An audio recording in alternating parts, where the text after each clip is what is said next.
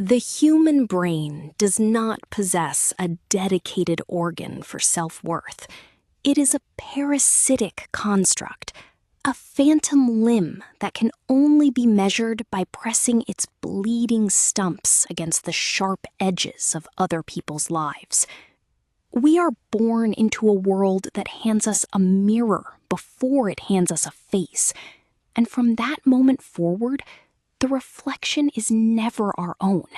It is a composite sketch of everyone we have ever envied, feared, or desperately tried to outrun.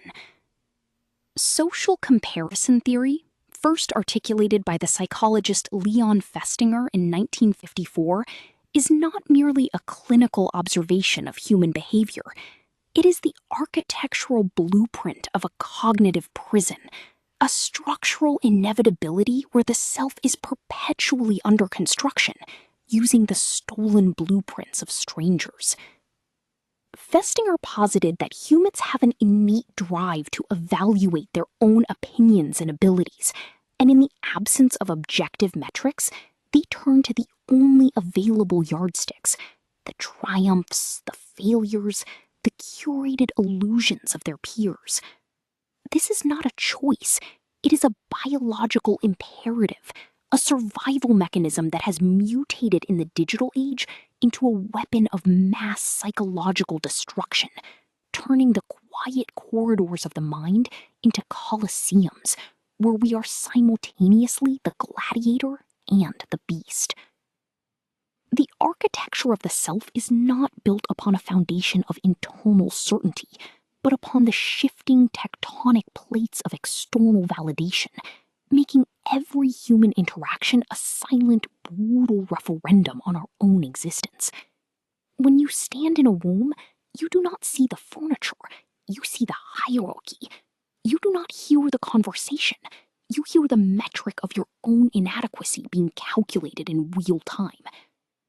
This phenomenon splits the psyche into two distinct warring factions: the upward comparison, which acts as a corrosive acid that dissolves the boundaries of self-esteem, leaving behind a skeletal framework of envy and despair, and the downward comparison, a fleeting narcotic relief that provides a temporary sanctuary of superiority before the inevitable crash of guilt. The mind is a relentless cartographer, constantly redrawing the borders of its own territory based on the perceived invasions of others, ensuring that peace is never a state of being, but merely a brief ceasefire in an endless war of attrition against the self.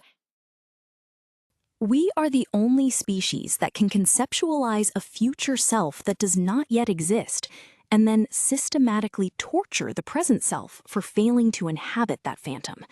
A temporal cruelty that social comparison weaponizes with surgical precision. The human capacity for temporal projection, the ability to imagine who we might become, is hijacked by the immediate, visceral reality of who someone else is right now. You do not compare your blemished, chaotic reality to their polished, static highlight reel. You compare your internal, messy, behind-the-scenes documentary to their external, Oscar-winning feature film, and the cognitive dissonance is enough to shatter the lens through which you view your own life. This is the existential trap. The self is a narrative we tell ourselves, but the ink used to write that narrative is borrowed from the perceived successes of others, meaning our most intimate identity is essentially a plagiarized document, constantly audited by an invisible, merciless authority that resides in the glowing screens we hold like secular rosaries. The digital panopticon has not invented social comparison. It has merely industrialized it, transforming a psychological quirk into a 24/7 surveillance state, where the prisoners are both the watchers and the watched, trapped in a quantum loop of observation and despair. Festinger's theory assumed a limited reference group: the neighbors, the colleagues, the localized tribe. But the algorithm has collapsed the boundaries of the village, exposing the psyche to a global, relentless torrent of unattainable perfection. Every scroll is a microdose of existential dread, a subatomic particle of someone else's joy that collides with the nucleus of your own contentment, splitting it into fragments of anxiety and inadequacy. The screen is not a window. It is a mirror that reflects a distorted, funhouse version of reality, where the lighting is always perfect, the angles are always flattering, and the silent, screaming voids between the posts are meticulously edited out, leaving you to wander through a museum of other people's masterpieces while your own canvas remains stubbornly, terrifyingly blank. Envy is not a moral failing. It is a cognitive compass, a dark star that exerts a gravitational pull on the orbit of our desires, revealing the hidden topography of our own suppressed ambitions with terrifying clarity. When you feel the sharp, visceral sting of jealousy, you are not experiencing a defect in your character. You are experiencing a moment of brutal, unvarnished self-awareness, a sudden, blinding illumination of the gap between your current reality and your unlived life. The object of your envy is merely a screen onto which you project your own disowned potential, a living, breathing manifestation of the choices you were too afraid to make, the risks you were too paralyzed to take. To hate them is to hate the mirror, to shatter the glass in a desperate attempt to escape the reflection. But the shards only cut deeper, embedding themselves in the psyche, where they fester into a chronic, low-grade fever of resentment that colors every subsequent interaction with the world. The tragedy of the human condition is that we are forced to build the architecture of our identity using materials we do not own, on land we do not possess, according to blueprints drawn by architects we will never meet. The reference group is a ghostly parliament that convenes in the skull, a tribunal of invisible judges who sentence us to lives of quiet desperation based on criteria we never agreed to. We internalize the metrics of a culture that profits from our insecurity, adopting the language of the marketplace to describe the landscape of the soul, turning the infinite, unquantifiable mystery of existence into a series of KPIs, metrics, and performance reviews.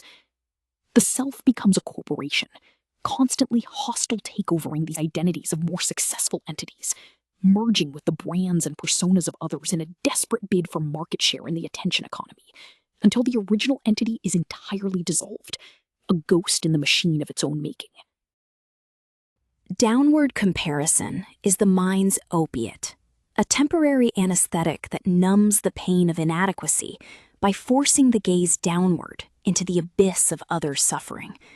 But the relief is a loan shark that collects with exorbitant interest. To feel superior is to borrow against the future bankruptcy of the soul, to experience a fleeting, intoxicating high that inevitably crashes into the profound, hollow realization that your joy is built upon the rubble of someone else's misfortune. This is the dark underbelly of empathy, the shadow side of connection, where the boundaries between self and other blur into a toxic fusion of pity and relief.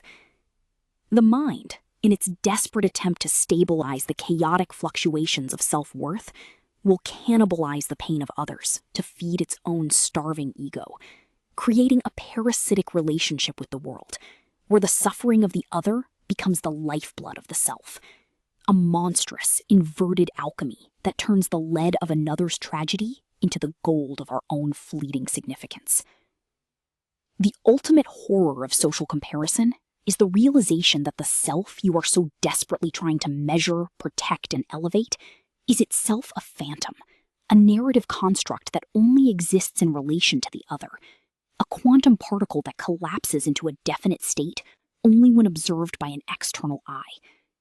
Without the mirror of the other, the self dissolves into a formless, oceanic undifferentiation, a terrifying void of pure potential that the ego cannot survive. We are terrified of being alone, not because of the silence, but because in the absence of the other, we cease to exist as a distinct entity.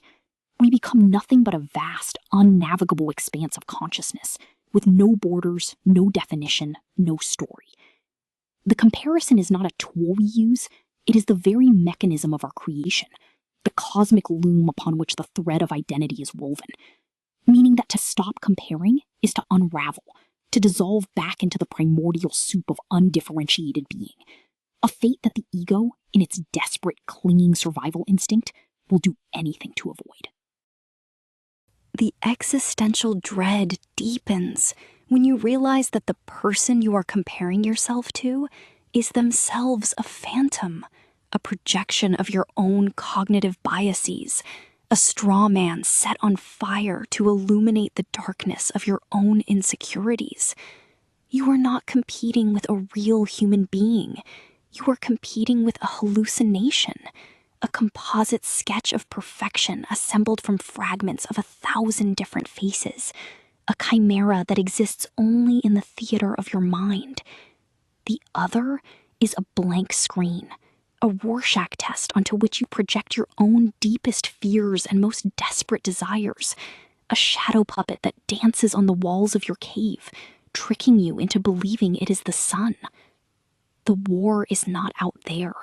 It is a civil war, a conflict between the different versions of yourself that have been colonized by the expectations of others, a fractured psyche battling for dominance in a landscape that is entirely internal, entirely illusory, and entirely inescapable. The only escape from the prison of comparison is not to build a higher wall, but to realize that the prison is made of the same stuff as the prisoner, that the bars are forged from the very substance of the self that seeks to be free. To transcend the theory is to step outside the framework of measurement itself, to abandon the ruler and the scale, and to embrace the terrifying, liberating reality that the self is not a thing to be quantified, but a process to be experienced. This is the quantum leap of consciousness, the moment when the observer realizes they are the observed, when the cartographer realizes they are the territory, and the entire elaborate map of social hierarchy dissolves into the undifferentiated, vibrant, chaotic reality of the present moment. The dread is the chrysalis, the realization is the emergence, a terrifying and beautiful unfolding of a self that no longer needs a mirror to know it exists, a self that burns with its own light, independent of the shadows cast by others.